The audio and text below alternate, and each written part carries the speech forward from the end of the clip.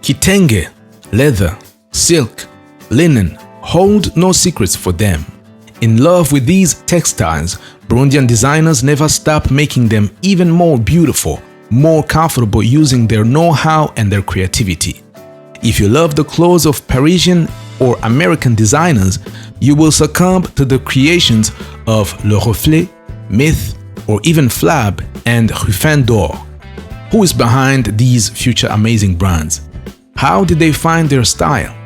Where did they find inspiration? Well, get ready to discover everything, because today we are interested in 4 Burundian stylists. Now, if you're new to this channel, please consider subscribing and turn on the notification bell so you can be notified every time we upload a new video. Let's get into it.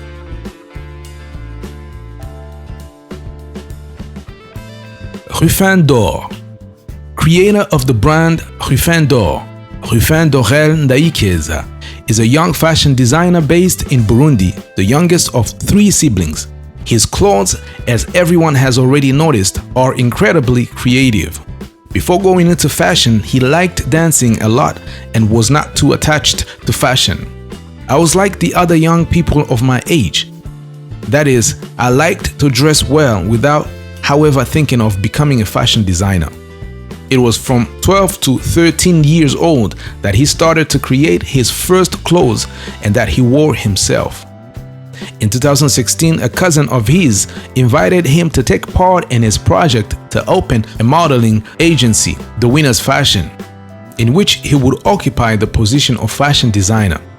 Together, they organized their first fashion show, in which they launched their activities and presented their project in September 2016. That same month, Ruffin was invited by another stylist, C Design, who was hosting a fashion cultural night. Towards the end of 2016, in the month of December, Ruffin took part in a competition organized by the Umuringa agency and finished winning the Revelation of the Year 2016 award. Although he lived magical moments at his young age, reality caught up with him. He was still a student. At that time, I was in 3rd year in the economics section at the International School of Bujumbura, and therefore things were starting to get serious. I had to juggle both my studies and my career as a fashion designer, and I had to work hard to prove to parents that this artistic career was in no way hampering my school education. Today, Ruffin has done a lot of fashion shows. We would cite the Umuringa Fashion in 2016, Imuhira Fashion Night in 2017, the Winner's Fashion AF by Umuderi Agency in 2018, but in 2019 he could not do one because he was in final year. He only made his return in 2020 in the FLAB exhibition in collaboration with Flambel, creator of the FLAB brand.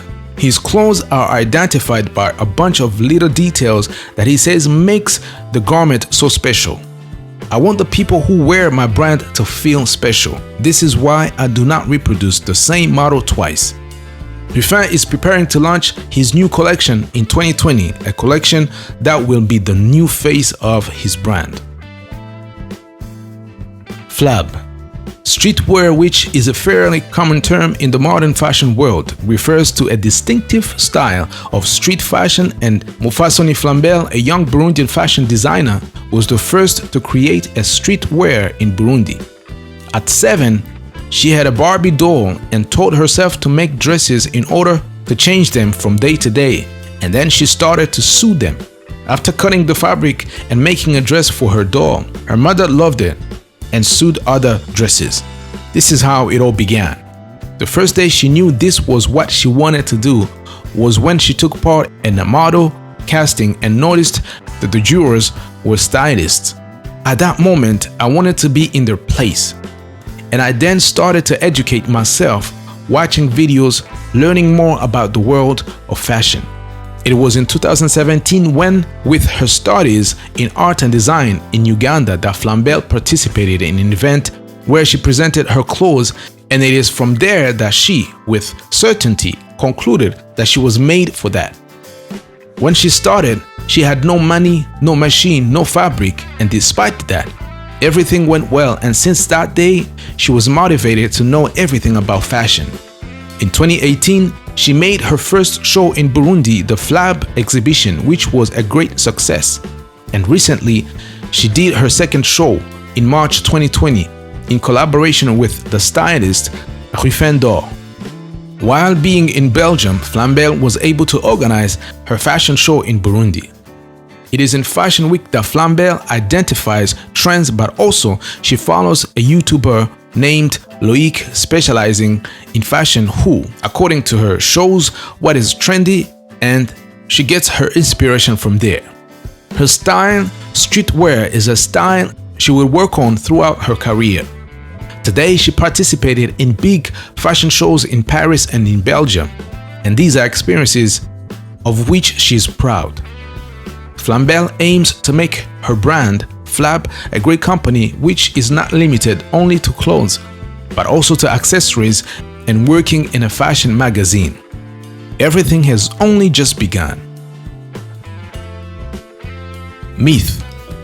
Chic, sophisticated clothes with colors embodying elegance. Michael Hindi is the founder of the brand Mith and has his shop located in Bujumbura.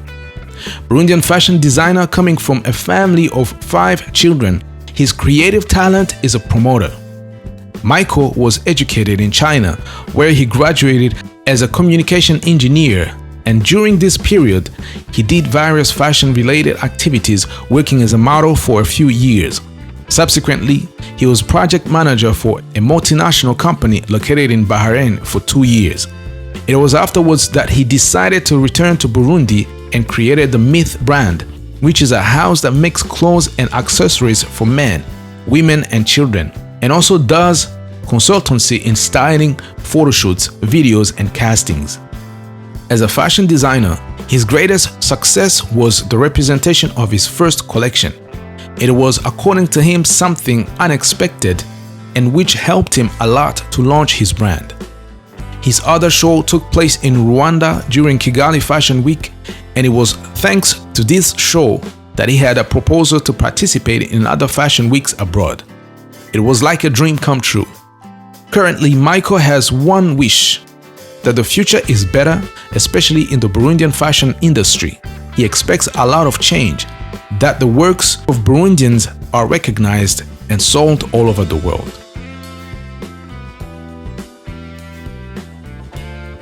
Le Reflet. Have you ever heard people talk about the Le Reflet store? Or maybe you've seen one of her collections on Instagram. Well, Yvette is the designer behind all the gorgeous clothes in the store. Her passion for fashion was not born yesterday because, according to her, she has always been attracted by colors, fabrics, shapes, patterns, in short, fashion and beauty. From a young age, she had tailor friends and loved to transform her clothes by adding her creative touch. I transformed and personalized the clothes bought by my parents to something else. I remember that it attracted me, and after transforming a dress, my mother was like, "Did I see it right there? Could it be the dress I bought for you recently that you already made into a skirt?" In addition, she had great curiosity, and it is thanks to this that she started. I looked at the details on the clothes and especially the labels. I only read made in China or France or USA, but never made in Burundi. It was from there that the desire to create a clothing line was born. Ambassador of my country Burundi, and in 2012, I realized my dream and I launched my clothing line, Le Reflet. But before becoming the fashion designer she is today, she did other things. Yvette worked for a year in a private company, then in a non-governmental organization until May 2019. Her schedule was shared between this work and her company. It was crazy and tiring, but since it was two worlds that fascinated me, I was able to do it. It will be a year that I have devoted myself full-time to my business, and I am the happiest woman in the world because I am doing what I love and remaining the humanitarian, and this time I am free to intervene in my own way. When she started her business, the biggest challenges were time and cash flow. She had another job aside, and so she only devoted herself to her business in the evenings and weekends. As a solution, she relied on her mother for the management of current activities, and that allowed her to finance her business thanks to her work in the NGO. "Building a good team is the key," she said. It was during her short journey that she learned that you have to constantly renew yourself and turn challenges into opportunities. In 2015, because of the political crisis that reigned in Burundi, she was forced to close her store, and it was during this period that her store, Le Reflet, signed a partnership contract with a Ugandan platform. Yvette Kaneza has only one big dream, that of setting up Le Reflet boutiques in the biggest cities of the world, and has the faith that this will happen slowly but surely. Now, I hope you liked this video, and if you did, please leave us a like and a comment in the comments section below. Bless.